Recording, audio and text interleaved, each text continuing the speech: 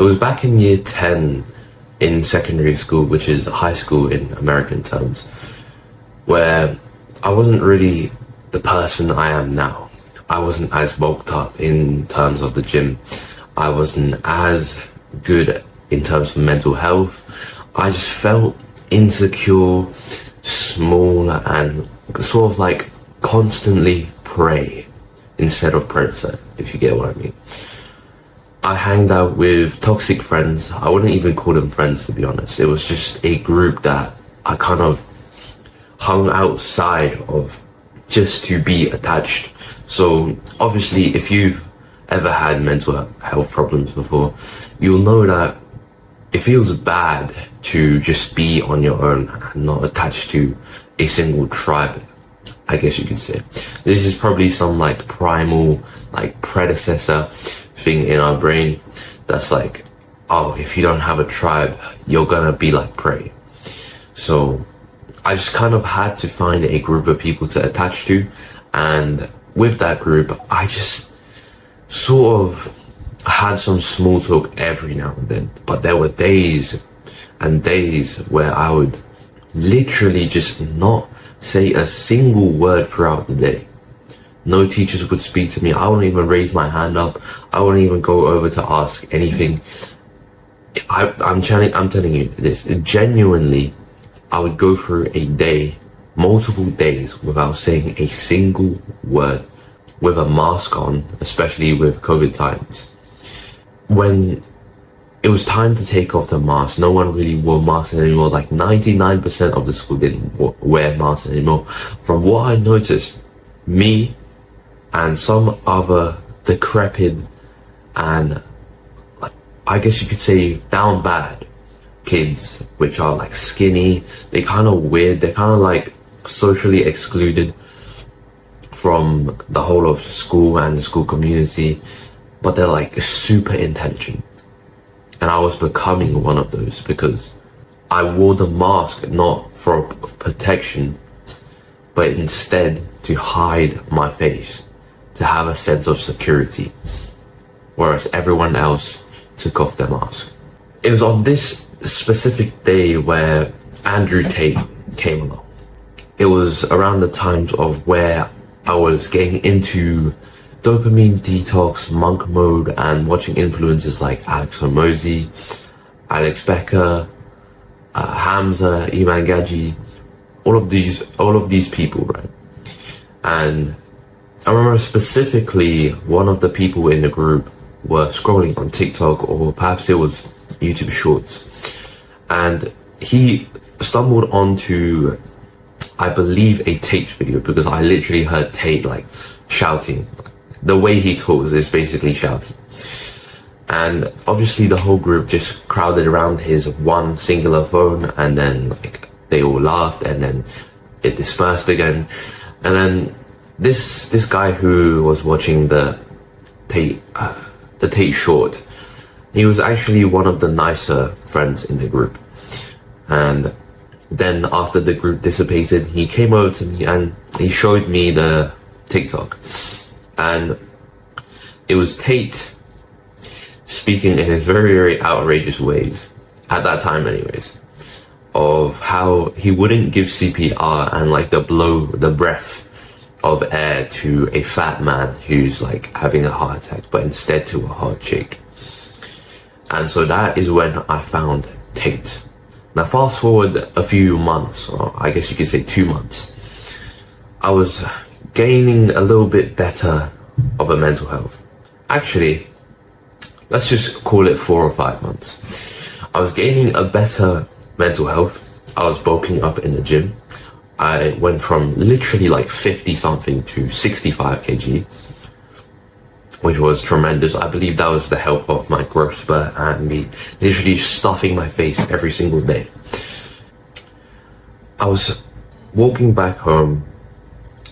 I walked back home, opened my door, and I was getting ready to do my school and gym in between routine.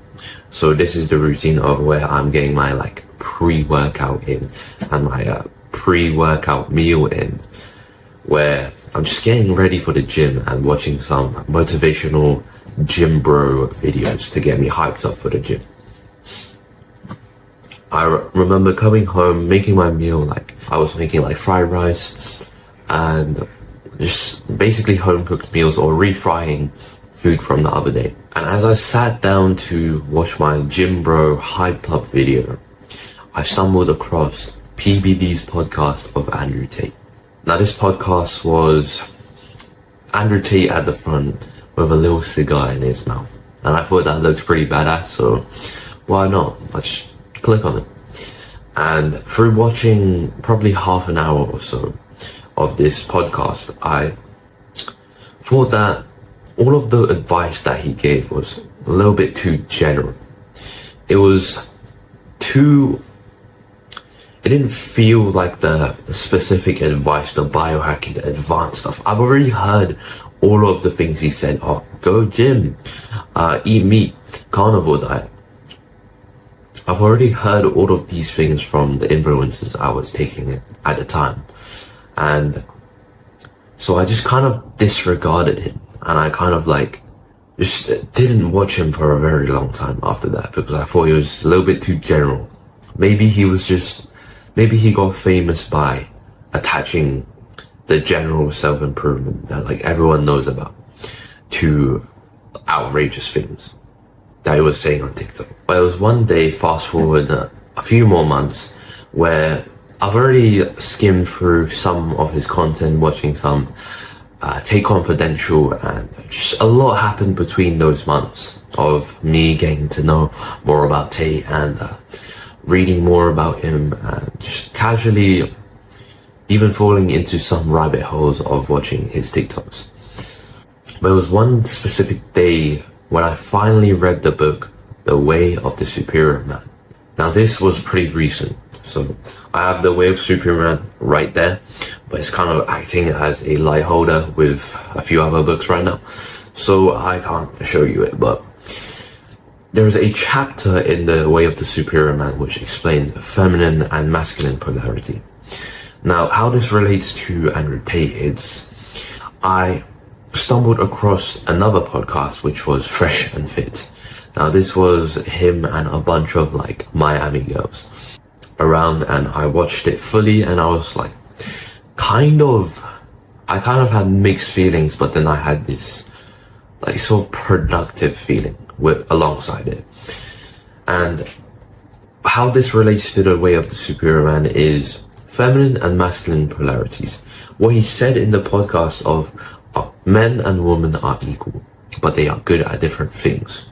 It came so apparent to me whilst reading this book, because this book literally expanded what he meant in those few words so vividly. What he meant by men and women are equal, but good at different things, is they're supposed to come into a harmony, a addition, not just like not the classical red pill thinking of, oh, I'm gonna break this woman, I'm gonna destroy them, I'm gonna conquer them. No. You're gonna conquer the woman in a way of like supporting and like harmony. Basically, just imagine two of you being a half, and then you come in as one. And then let's say the man's ambitious. He's full of masculine energy. He's ambitious. He goes, chases his goals. He brings back the bag every single day, and he works hard. Whereas the woman focuses on the relationship and the family and the intimacy and sort of aiding the man in a way. I'm sure the guy, the David D, the author of The Way of the Superior Man, can explain this concept better, but that's my basic understanding of it. And that was actually my first point. I forgot to mention that, number one, men and women are equal. No. Anyways, I'll just continue with the point, and I'll tell you a story about my hardcore feminist, masculine energy teacher. So to bring more like insight on what these energies are is, I'll just tell you the story straight up. One day I was in my science school. One day I was in my science class, walking in, and generally speaking, although my light. So in my science class, there is this super feminist, masculine, science, like female teacher, which genuinely, if I just tell you all of the examples of why I believe she's this way, you'll literally like start puking. So one of the things she did is literally pull up a statistic out of nowhere to take up a whole slide in a presentation when we're supposed to be learning about some like biology thing. Girls did better than boys. Yay, hooray for girls. Haven't girls been doing better than boys in terms of academics anyways? And I'll tell you another example. She has this sort of vibe to her. She has this like entrepreneurial, like egotistical vibe to her. Like she genuinely thinks she's the boss of the room. And it's such a nuisance to people like me, because I myself have the competition ego, so I can't stand it when someone's better than me and they have this sort of like smug look on their face. I literally get triggered from that. So this teacher was like triggering me 24/7 from that example. And from this entrepreneurial bossy vibe she had, she was like boasting, oh, I only slept 3 hours yesterday, with her like hands in her pocket. Like, what the I'm trying to really give you a good perspective on this. I think there's a few more examples. Let me just have a think.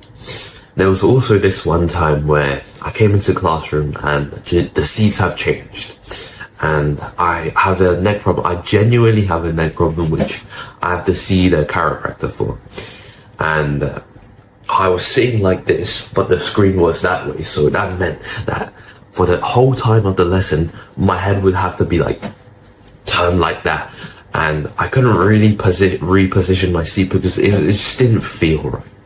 Because the desk is like really nicely suited for you to go like in here, but then if you turn the seat this way and face the board like this, it just fell off.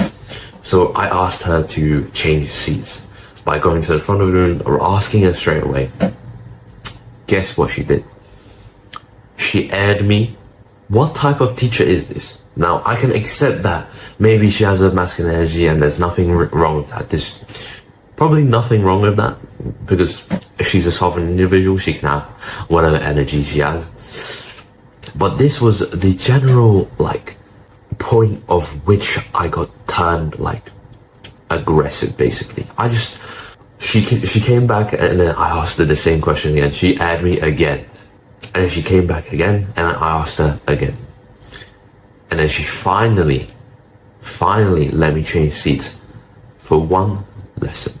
This is the type of woman unhappy in her masculine energy.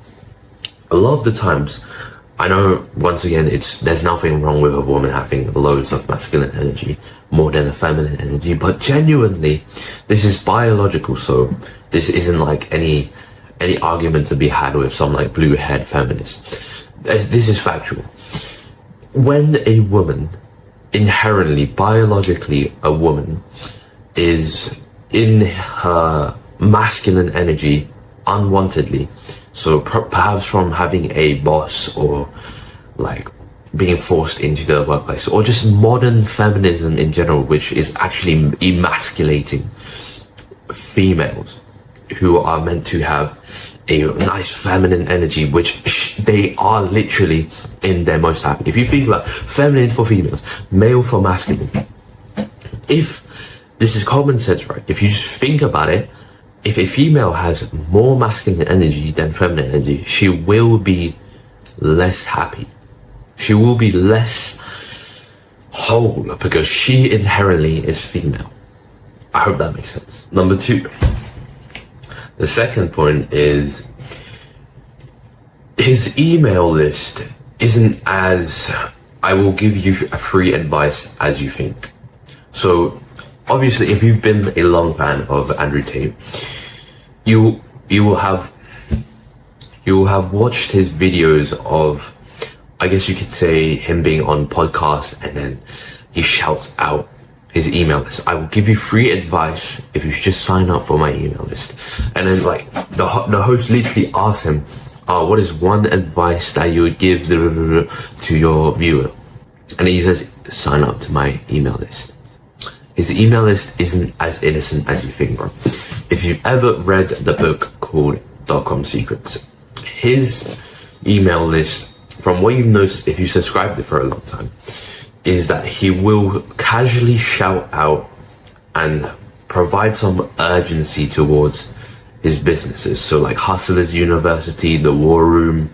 But the point is, his email list is what is called a funnel, I believe.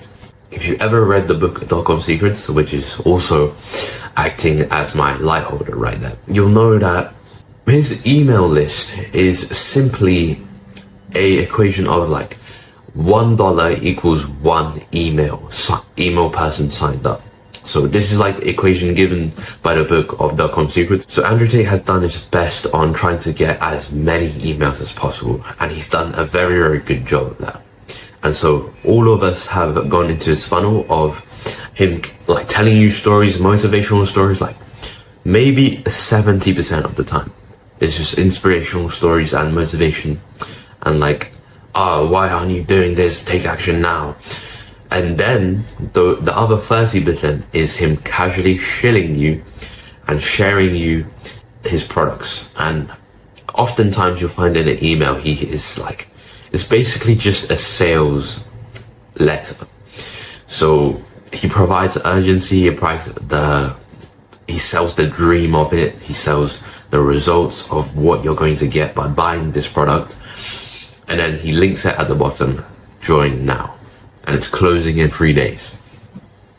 That is his email funnel. It's not as innocent as you think it is. Another good example of email funnels that you may or may not know about is from the two influencers of Iman Gaji and Hamza. So Iman Gaji does this excellently. He's basically a master of online sales funnels, ads, all of these like SEO automations, like all of these things, right?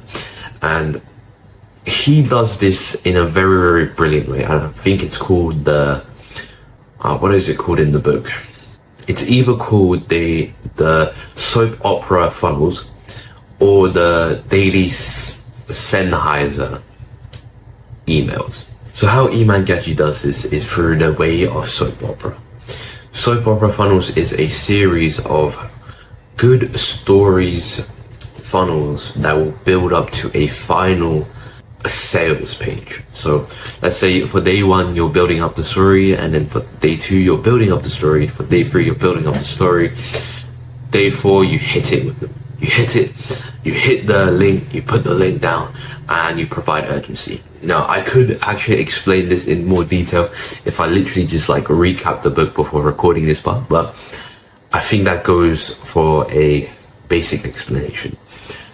Now, number 3 is his personal brand page is a mega platform for all sorts of funnels. So we've basically covered what a funnel is. It's basically to channel the customer, whether it's a cold lead. Cold lead means like the person knows nothing about you. Warm lead, the person knows about you a little bit. No, the person knows about the product and what it can do with him, but they don't know specifically about your product.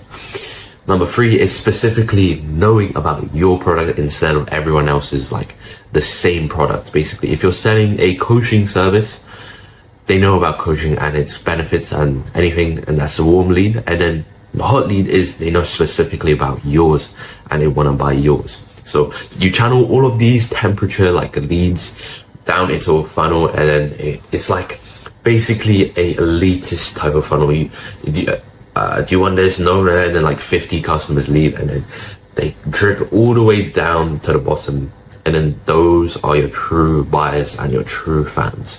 And so basically with his page of like topg.com, or I'm not sure what it's called, cobratate.com, that's probably it. So his page, from what you'll notice, there's a lot of email sign up lists. So if you just scroll down to the bottom, there's probably email and sign up to the newsletter. And then from his products of like Hustler University 4.0, that's a funnel page in itself. So this is another concept in the book of .com Secrets, by the way.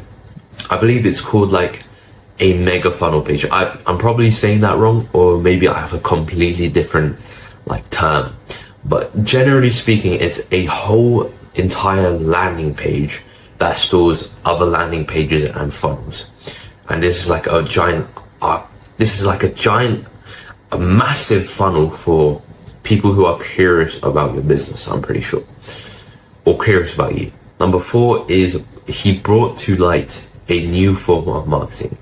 Now, this, maybe it's been done in the history of the internet before, but genuinely speaking, I think Andrew Tate has revolutionized a new type of marketing that Iman Gyaji has now, I believe, copied. So his type of marketing is affiliate marketing, but more specifically, he uses the affiliate marketing campaign type of structure to make a bunch of people make videos about him. So how he does this is, if you make a channel on TikTok or YouTube and you promote his videos that are literally, it's so easy to make those videos as well, because he gives you all of these like hidden footages of him that aren't like outside, that he doesn't post on his like Rumble account or whatever. It's straight up just in Hustlers University 4.0. So if you make a good channel that like you get a bunch of views, and then one guy clicks on the specific link that he gives you, you'll get half of their first time payment of Hustlers University 4.0. If someone joins the program through your link, then you literally get half of that money. So loads of people have been doing this, and it basically benefits both sides.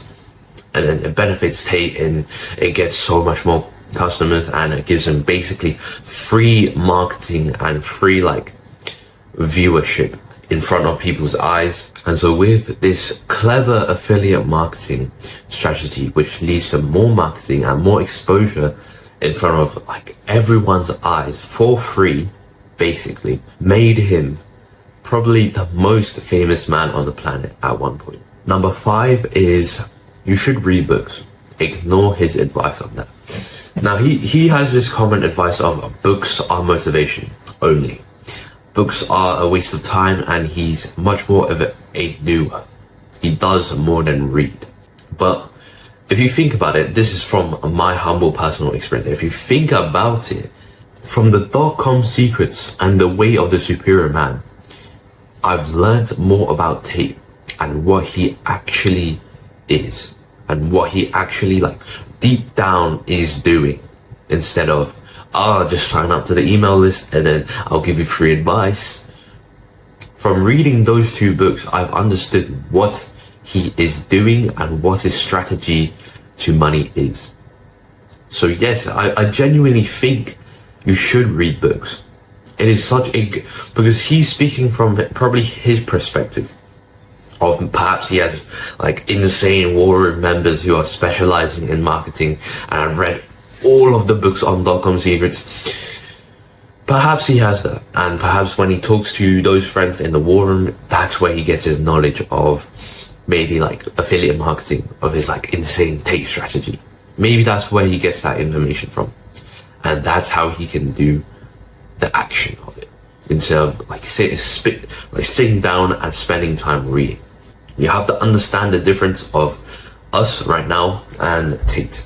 So we genuinely have to extract the knowledge from smart people. So like Russell Brunson, who wrote .com secrets, he's been classified as a marketing genius. And so genuinely speaking, I genuinely believe from the bottom of my heart, you should read books.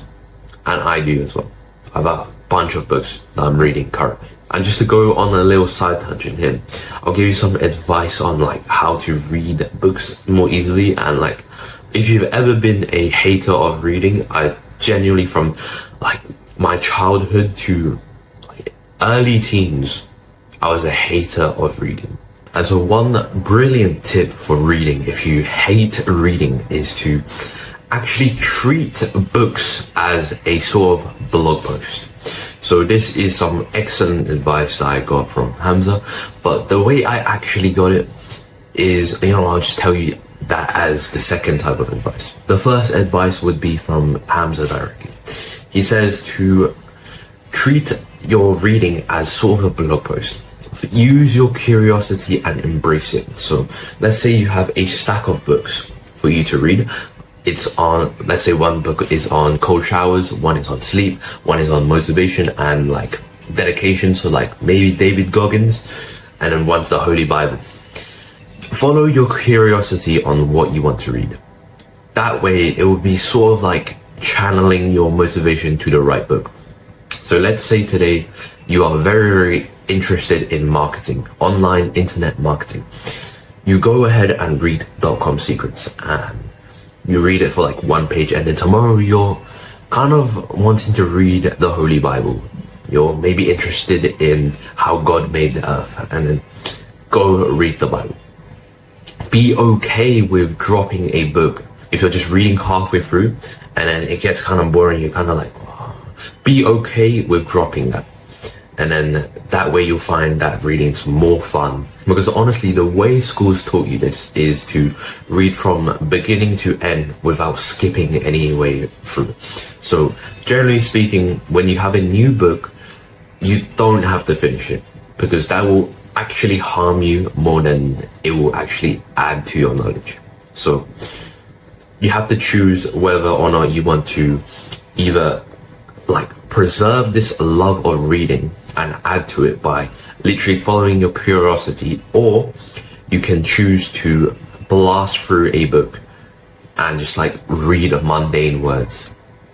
And what you'll probably find if you do that is you'll read the first sentence, think of something else, read the first sentence again, and think of something else, and then read this, and then by the time it's like half an hour already, and you've just literally been on the same exact page. That's the first advice. Now the second advice, which is my personal advice, this is a little bit of a counter advice to Hamza's advice.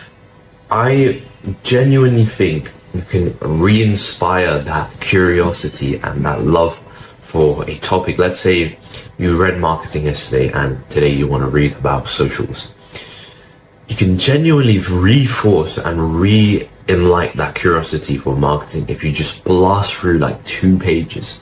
So take it as you will and choose your advice. Another thing is, if you can't really read any book, as in you don't have curiosity for any book, then maybe it is worth you trying my method of like just blasting through 2 pages of regardless of whatever you feel.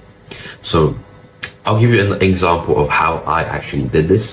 One day I really wanted to read .com Secrets. I read it, very happy. Tomorrow, what the fuck? Where did that curiosity go?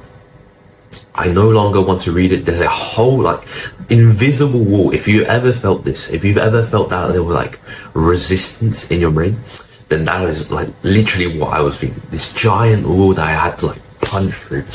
Literally, I had to sit there for like 3 minutes staring at that book, wondering when I'm actually going to open it. And the funny thing is, as soon as this is like some neurobiological Neuralink type of thing. I don't know what it's called, but it's something to do with your brain where you break through that resistance and it trains your brain to break through more resistance. So I broke through the first wall. So the first wall was me actually picking up the book and opening it, broke through the wall. My brain's finding it easier to break through walls now. It's getting trained up. It's getting like warmed up basically. And then I open the book, I read the first page, even better. And then slowly what you find is, or at least what I found, more and more you get into this hyper-focused flow state. And then there you go. You've re-enlightened your curiosity for the topic that you didn't really want to read about. That is a reading tip, and that's the end of the side tangent. Number 6 is speculation. This is one of my speculations that I got from like a car ride, or it's one of those shower thoughts again. And perhaps Andrew Tate's success was partially due to his war room hypnotist.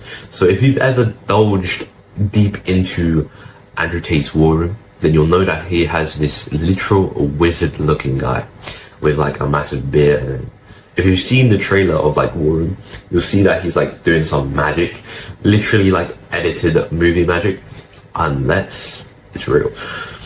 But I think if you've ever heard of Eddie Hall's like 500 kg deadlift, you'll know that he went to a lot of physicians and visualized basically, and he went to hypnotists to like really make this mental image model of his family like dying in a car crash, and he has to lift the car back up to save his family.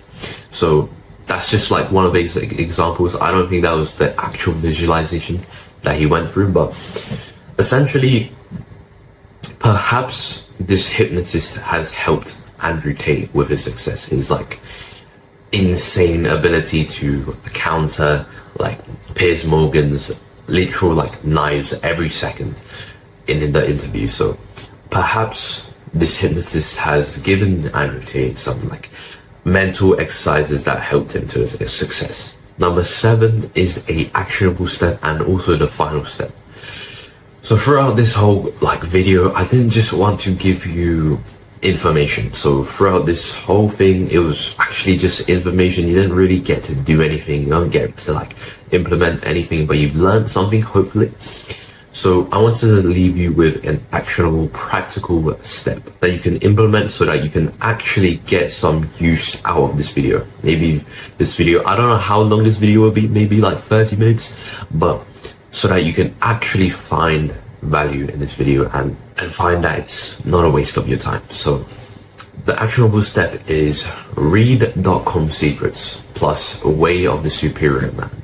I will have some affiliate links down in the bottom, some Amazon affiliate links, which if you do decide to buy, I'll get like 0.01p. And so if you do read those 2 books, you'll get so much more insights on what Andrew Tate means by some of the other words he says, some of the phrases, what he's talking about. You get what he means. You get a deeper understanding of what Tate is and what his persona is. And then not only that, you literally gain knowledge on how to, I guess you could say, get closer to the success that he's had, because you'll know the knowledge that he knows, if you get what I mean. And I think that is all I wanted to say for now. Hope you enjoyed this video. Join my Discord down below and talk to me about anything you want. In a bit, bro.